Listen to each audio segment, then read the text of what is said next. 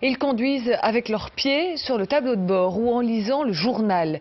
Deux vidéos mettant en cause des chauffeurs de tram et de bus circulent pour l'instant sur Internet.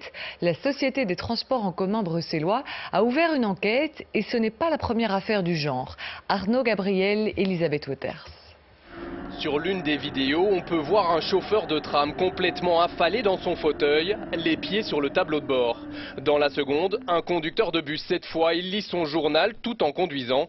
Des images plutôt inquiétantes pour les usagers qui ne sont pourtant pas surpris. Genre en train de téléphoner, la copine dans la cabine, ça aussi j'ai déjà vu pas mal. Je pense que c'est vraiment voilà, deux choses que je vois fréquemment. Souvent je vois des conducteurs qui soit écoutent de la musique ou ont l'air plutôt décontractés derrière leurs différentes manettes. Donc c'est vrai que parfois ça peut intriguer. Une conduite dangereuse qui concerne néanmoins qu'une petite minorité des chauffeurs.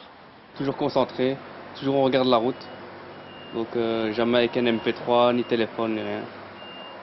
Au terminus. C'est ici, dans cette salle au siège de la STIP, qu'arrivent toutes les plaintes. Au total, en 2013, pas moins de 10 243 plaintes ont été enregistrées. Parmi celles-ci, 208 portaient sur le comportement de conduite de certains agents.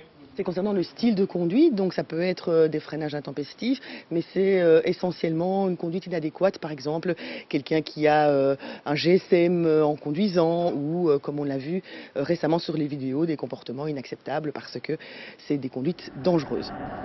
La STIP dénonce bien sûr ce genre de comportement et entend bien lutter contre ce type de conduite.